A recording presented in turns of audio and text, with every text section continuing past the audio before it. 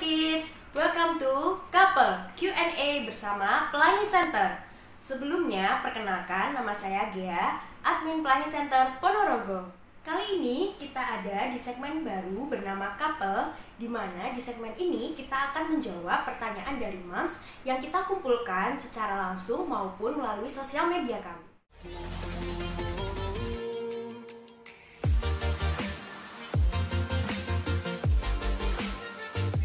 Nah, Moms, di sini saya tidak sendiri karena saya ditemani oleh 3 teman saya dari profesi yang berbeda. Sebelumnya kita kenalan dulu yuk.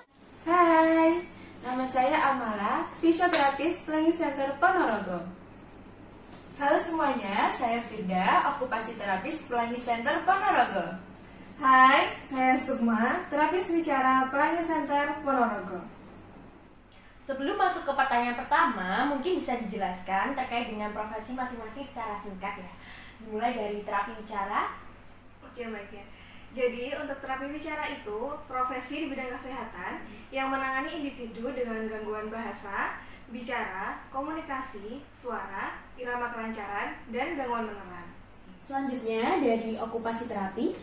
Oke, okupasi terapi sendiri salah satu profesi kesehatan yang menangani individu dengan gangguan fisik maupun gangguan sosio-emosional yang bertujuan untuk meningkatkan kemandirian individu tersebut. Ada beberapa bidang yang ditangani oleh okupasi terapi sendiri, salah satunya itu di bidang pediatri. Tujuannya untuk menangani anak dengan masalah tumbuh kembang, sehingga anak mampu mengoptimalkan aktivitas sehari-hari, kemampuan bermain, kemampuan belajar, dan bersosialisasi sesuai dengan perkembangan usianya. Terima kasih Mbak Firda atas penjelasannya. Selanjutnya dari fisioterapi. Kalau untuk fisioterapi sendiri yaitu suatu layanan kesehatan yang ditujukan untuk individu atau kelompok yang bertujuan untuk mengembangkan, memelihara, dan memulihkan gerak fungsi tubuh seperti itu. Jadi fisioterapi itu banyak bidangnya.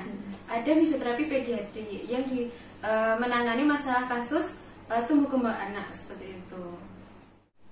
Oke, langsung saja kita ke pertanyaan pertama ya, Mams. Yang pertama, kapan nih kira-kira anak perlu ke terapi tumbuh kembang?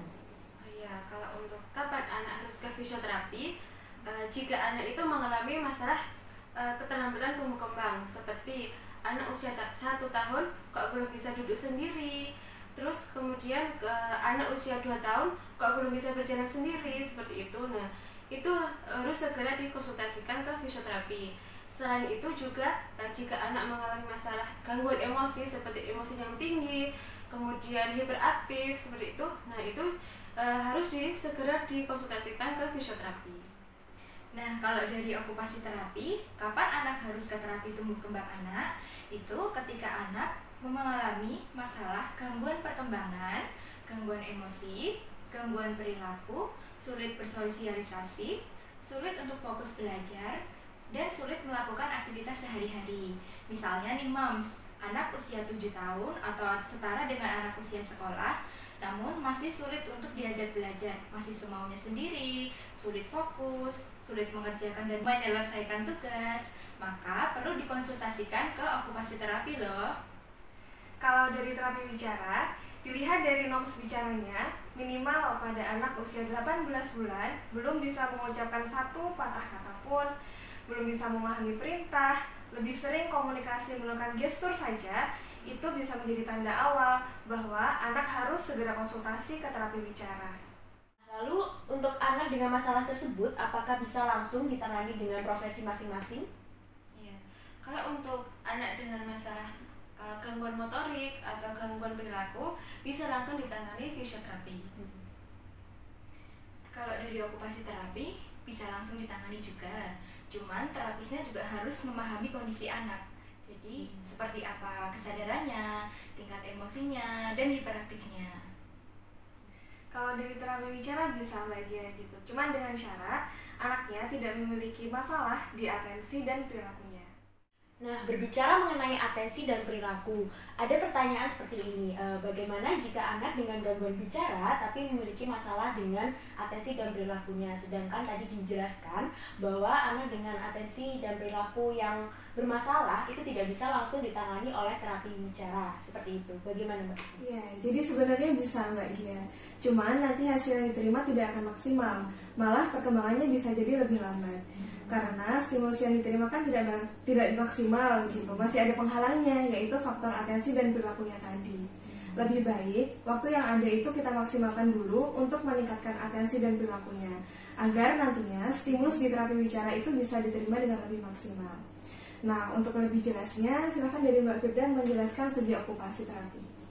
Betul sekali yang dikatakan Mbak Sukma tadi. Kalau atensi, perilaku ditambah dengan posisi duduk tenang yang belum maksimal menjadi salah satu penghambat proses belajar. Sehingga sebelum menuju ke program terapi bicara, ada beberapa hal yang perlu disiapkan, seperti rentang konsentrasi, kontrol emosi, pemahaman, dan mulai muncul inisiatif untuk mengucapkan atau menirukan kata sederhana. Nah, untuk mengatasi masalah tersebut, okupasi terapi salah satunya menggunakan metode sensori integrasi dengan melakukan aktivitas motorik, halus, dan motorik kasar. Selain itu, okupasi terapi juga berkolaborasi dengan fisioterapi untuk menangani kasus anak dengan gangguan emosi yang tinggi serta hiperaktivitas yang mendominasi. Tentunya dengan metode yang berbeda ya Mbak Mala? Ya, kalau dari fisioterapi, untuk menangani kasus gangguan perilaku seperti gangguan emosi yang tinggi atau hiperaktif menggunakan metode neurosenso. Nah, neurosenso ini bertujuan untuk menurunkan atau meringankan stres pada tubuh, mengoptimalkan motor dan sensomotor integrasi, dan memunculkan kesadaran diri. Nah, di neurosenso ini banyak tekniknya sesuai dengan kondisi anak. Nah, Mams, dari jawaban tadi bisa disimpulkan bahwa kondisi anak memang berbeda-beda ya, Mams. Sehingga dalam beberapa kasus memang diperlukan kolaborasi antar profesi. Nah, untuk pertanyaan selanjutnya, ini pertanyaan yang banyak ditanyakan oleh Mams di rumah. Kira-kira nih, berapa lama waktu yang dibutuhkan anak untuk terapi? Jadi begini Mbak Gia, kalau untuk progres perkembangan anak ini tidak bisa ditarget berapa lama gitu, karena seperti tadi yang dikatakan oleh Mbak Mas semuanya, kalau kondisi anak itu berbeda-beda, jadi kasusnya berbeda, kemudian masalah penyertanya juga berbeda. Misalnya nih ada kasus anak dengan gangguan belajar, jadi ada dua anak dengan kasus yang sama, cuman dari anak yang satu ini karena dia ada gangguan kognitif, kemudian yang satunya lagi karena gangguan perilaku.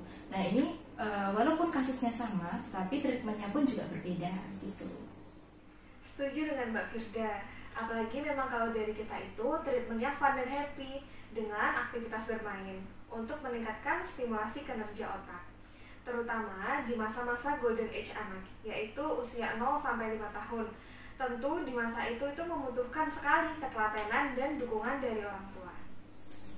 Dan tak kalah penting juga peran orang tua di rumah seperti apa? Apakah hanya mengandalkan terapi saja atau menjalankan home program yang diberikan oleh terapis? Karena orang tualah yang banyak menghabiskan waktu dengan anak. Jadi, peran orang tua sangat penting untuk memaksimalkan perkembangan atau progres anak. Nah, untuk orang tua, alangkah baiknya tidak hanya fokus pada tujuan utamanya saja, tapi juga harus memperhatikan perkembangan-perkembangan yang lain yang perlu dicapai. Misalnya, datang ke terapi tumbuh kembang karena anak memiliki gangguan bicara. Nah, jangan hanya fokus pada kapan anak bicara saja, tapi juga harus memperhatikan perkembangan-perkembangan yang lain seperti kontak matanya, respon panggil, atensi, perilaku, kontrol emosi, dan pemahamannya. Nah, perkembangan-perkembangan tersebut perlu diperhatikan untuk mencapai ke tujuan utamanya itu tadi, yaitu anak bisa bicara. Nah, benar Mbak Firda. Jadi memang bicara pun itu sendiri ada tahapannya. Dari tahap preverbal, lalu anak mulai ada atensi sehingga bisa mendengarkan. Nah, setelah itu baru ada stimulus untuk pemahaman bahasa, lalu ke bicara. Jadi memang perkembangan-perkembangan tadi itu menjadi langkah penting untuk anak itu mencapai kemampuan bicara dan komunikasinya. Wah, ternyata ada tahap-tahap yang harus dilalui ya, Moms. Jadi, alangkah baiknya Moms tidak hanya berfokus pada hasilnya saja, namun juga pada perkembangan tahapan-tahapan yang telah dilalui oleh anak. Oke Moms, kita telah sampai pada akhir segmen Couple kali ini. Terima kasih untuk Mbak Amala, Mbak Firda, dan Mbak Sukma ya. Sama-sama ya. Jadi gimana Moms? Sudah lebih tahu kan kapan waktu yang tepat untuk membawa anak ke tempat terapi tumbuh kembang? Ingat ya Moms, diagnosis yang tepat berasal dari ahli yang tepat. Jangan ragu untuk konsultasi ya Moms. Sekian Couple kali ini. Jika ada yang ingin tanyakan, silakan komen di bawah ya Moms. Jangan lupa untuk like, komen, share, dan subscribe. Terima kasih dan Sampai jumpa.